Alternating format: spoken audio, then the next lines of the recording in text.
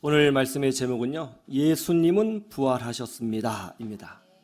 지금 외국에서는 우리나라에 대해서 이런 평가를 내리고 있어요. 한국이 스스로 소멸하고 있는 중이다, 망하고 있는 중이다. 왜 이런 평가를 내리고 있죠? 출산율이 세계에서 가장 낮다는 것입니다.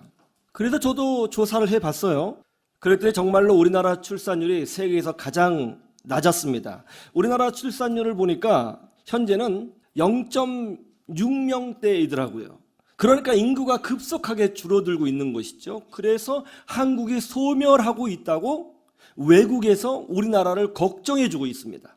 그런데 이런 와중에 더 충격적인 문제가 뭐냐면 한국이 자살률 세계 1위라는 거예요. 아이를 낳지 않고 있는데 스스로 죽고 있는 거예요. 그러니까 사람들이 무슨 생각을 하고 있느냐면 이 한국이라는 곳은 아이를 낳아 키우기도 힘든 곳일 뿐만이 아니라 미래의 어떤 희망을 가지고 살기도 어려운 나라라, 그렇게 생각하고 있다는 것이죠. 제가 자료를 찾다가 더 충격적인 자료를 찾았거든요. 그것이 뭔지 아세요? 자기를 막 스스로 다치게 하는 걸 뭐라고 그래요? 자해라고 그러죠. 자해율이 대한민국이 세계 1위입니다. 깜짝 놀랐어요. 왜 이렇게 됐을까요? 근본 원인이 뭘까요? 왜 이렇게 됐는지 근본 원인이 뭔지 그건 잘 모르겠어요. 그런데 중요한 건 이겁니다. 한국 사회가 병들었다는 거예요. 뭔가 문제가 있다는 거예요. 그것만큼은 확실해요. 20대에서 40대 연령층에게 질문했어요. 행복하세요? 그러자 2명 중에 1명이 아니요라고 답변했습니다. 더 놀라운 것은 20대, 30대 청년들이 행복하지 않다고 답변했다는 거예요. 여러분 생각해 보세요. 20대, 30대 얼마나 좋은 시절이에요. 안 그래요? 정말 행복할 수밖에 없는 청춘이잖아요. 너무너무 좋아요. 저도 한 20대로 돌아가면 진짜 너무 좋겠어요. 그런데 행복할 수밖에 없는 그 청년들이 뭐라고 답변을 했냐면 행복하지 않다는 겁니다. 제가 어렸을 때는 이런 노래를 많이 들었습니다. 잘 살아보세, 잘 살아보세, 우리도 한번 뭐라고요? 잘 살아보세. 그런 노래 제가 많이 들었어요. 정말 우리나라 가난했잖아요. 그래서 잘 살아보는 것이 꿈이었잖아요. 물질적으로 풍요롭게 잘 살아보자. 그렇게 잘 살게 되면 행복해지겠지. 그렇게 생각을 했습니다. 그래서 정말로 잘 살게 됐잖아요. 제가 해외 여러 나라를 다녀보면서 느낀 것이 뭐냐면 정말 한국 잘 삽니다. 정말 잘 살아요. 좋은 아파트에 살게 됐어요. 자동차를 끌게 되었어요. 집집마다 냉장고, TV, 세탁기 다 있어요. 그리고 사람마다 스마트폰 다 들고 다닙니다. 그런데 자살해요. 자해해요. 병들어가고 있어요. 세상 사람들은 이렇게 말을 합니다. 돈이 많으면 모든 문제가 해결될 것이다. 물질적으로 조금만 더 안정적으로 잘 살게 되면 행복해질 것이다. 강남에 살게 되면 더 크게 출세하게 될 것이다. 권력을 가지면 조금 더 나아지겠지. 행복해지겠지. 그러면서 사람들은 영적인 부요함을 주장하는 교회를 공격하기 시작했습니다. 예전에는 부활절이 되면 배너, 10개, 삼성과 드릴라, 예수 등과 같은 영화를 TV에서 많이 보여줬어요. 그리고 교회에서는 삶은 달걀을 주변 분들에게 나누어 줬습니다. 그래서 교회 안 다니는 사람들도 오늘 부활절인데 계란 없어? 그러는 분들이 있었어요. 그런데 어느 순간부터 왜 기독교 영화를 공영방송에서 틀어주냐며 항의하기 시작했습니다. 그러자 방송국에서 기독교에 대한 긍정적인 모습을 지워버렸습니다. 성탄절은 어때요? 12월만 되면 라디오에서 캐롤이 흘러나오기 시작했어요. 용산 삼각지에서 버스를 타고 신당동 떡천까지 가면 약 40분 정도 걸리게 되는데요. 그 시간 내내 크리스마스 캐롤이 흘러나왔습니다. 어느 누구 하나 뭐라고 하는 사람이 버스 안에 한 명도 없었어요. 오히려 다 좋아했습니다. 그리고 캐롤을 흥얼거리면서 따라 부르기도 했고요. 교보문고에는 수백 가지 종류의 크리스마스 카드가 한쪽 벽면을 꽉 채우면서 전시가 되어져 있었습니다. 수백 명, 수천 명, 수만 명의 사람들이 좋은 카드를 고르려고 줄을 서서 기다리곤 했죠. 불신자들도 카드를 샀습니다. 좋아했습니다. 그런데 지금은 이런 모습을 보기가 힘들죠. 더 충격적인 사실은 뭐냐면 교회를 다니는 크리스천들도 하나님을 버리고 물질을 따라갔다는 것이죠. 교회는 다녀요. 그러나 마음적으로, 정신적으로 세상의 기준, 세상의 정치, 세상의 권력, 세상의 도덕, 세상의 교육학, 세상의 경영학, 세상의 기준을 섬기고 있습니다. 예전에 저희 부모님께서는 하나님의 뜻이 아니라고 하면 그것이 아무리 명문대라도 가지 말라고 말씀해 주셨습니다. 그것이 아무리 돈을 많이 주는 대기업이라도 가지 말라고 말씀해 주셨습니다. 그런데 지금은 어때요? 나에게 조금이라도 유익이 된다고 생각하면 하나님을 등지고 그곳으로 가버립니다. 그렇게 하나님을 버리고 물질을 택하고 하나님을 버리고 세상의 가치를 더 주장하고 사랑했습니다. 그 결과 어떻게 됐어요? 예전과는 비교할 수 없는 좋은 집에 살게 되었는데 아이를 낳지 않아요. 자살합니다. 자해하고 있어요. 이것도 말씀드리지 않았네요. 우리나라가 우울증 세계 1위랍니다. 정신적인 문제가 세계 1등이라는 거예요.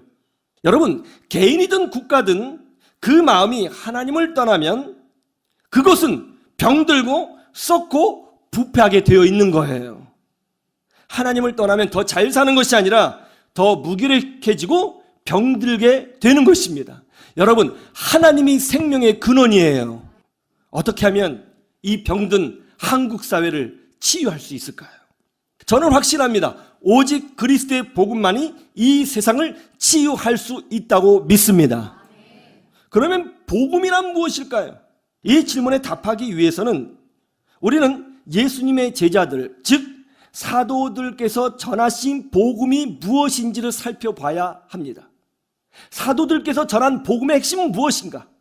우리가 복음을 얘기하는데 도대체 그 복음의 핵심은 뭔가? 사도들은 어떤 복음을 전했나? 그걸 살펴보는 게 중요하겠죠. 성경으로 돌아가야 돼요. 한번 볼까요? 사도행전 1장 22절을 보시죠. 사도행전 1장 22절. 항상 우리와 함께 다니던 사람 중에 하나를 세워 우리와 더불어 예수께서 부활하심을 증언할 사람이 되어야 하리라 하거늘. 가룟 유다가 예수님을 배신했습니다. 예수님이 항상 기도하시는 장소를 가룟 유다가 예수님의 제자였으니까 잘 알고 있었겠죠. 그래서 이 가룟 유다가 그 장소를 알고 있으니까 로마의 군사들을 데리고 그 장소로 간 거예요.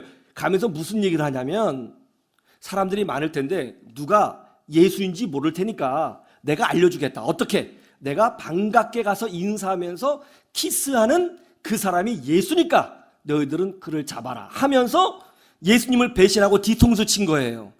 배신하고 뒤통수 치는 거, 이거 가룟 유다의 상징이죠. 그래서 단테가 쓴 신곡에 보면 지옥 중에도 가장 뜨거운 지옥에 들어갈 사람이 뒤통수 치는 사람들, 배신하는 사람들이라고 설명하고 있는 겁니다. 아무튼 가룟 유다가 그렇게 해서 지옥에 가버리자 12명의 사도가 11명의 사도로 된 거예요. 그래서 다시 사도 한 명을 선출하여 12명을 만들려고 합니다. 그런데 사도 한 명을 선출하는데 그 기준이 뭐라고 그래요? 우리와 더불어 예수께서 부활하심을 증언할 자예요. 예수께서 부활하심을 증언할 자. 그러니까 사도가 되는 기준은 뭐예요? 예수님의 부활하심을 증언할 자예요. 2장 14절을 보세요. 베드로가 11사도와 함께 서서 소리를 높여 이르되 유대인들과 예루살렘에 사는 모든 사람들아, 이 일을 너희로 알게 할 것이니 내만의 귀를 기울이라. 베드로 사도가 태어나서 처음으로 대중 앞에서 설교를 합니다. 메시지를 전해요. 어부였던 그가 하루 벌어 하루 먹으며 살았던 그 사람이 수천 명 앞에서 복음을 선포하고 있습니다. 그런데 그 복음의 주제가 뭔지 아세요? 첫 번째 했던 설교의 복음의 주제 24절을 보세요. 하나님께서 그를 사망의 고통에서 풀어 살리셨으니 이는 그가 사망에 매여 있을 수 없었음이라. 자, 베드로 사도가 대중 앞에서 했던 첫 번째 설교의 핵심 주제는 뭐였어요? 예수님의 부활이었습니다. 31절에서 32절도 보세요. 자, 베드로 사도께서 무엇을 증언하고 있어요? 예수님의 부활을 증언하고 있습니다. 그러면서 뭐라고 말하고 있죠? 우리가 다 이래 뭐라고요? 증인이로다. 아까 제가 말씀드렸죠. 사도가 되는 기준이 뭐라고요? 그리스도의 부활을 증언할 자예요. 그리스도의 부활의 증인이 사도가 되는 기준이에요. 지금 베드로 사도가 다시 한번 반복하고 있습니다. 우리는 예수님의 부활의 증인이다. 자, 사도들이 예수 그리스도의 부활을 증언하고 다니니까 어떤 일이 벌어진 줄 아세요? 자, 사도들이 예수 그리스도의 부활을 선포하고 예수님을 믿는 자들은 예수님께서 재림하실 때 예수님처럼 똑같이 부활하게 된다는 것을 가르쳤습니다. 그러자 유대 지도자들이 그것을 좋아했다, 싫어했다? 싫어했다는 거예요. 여러분, 마귀는 예수 그리스도의 부활 메시지를 싫어해요. 세상은 예수님의 부활 메시지를 싫어합니다.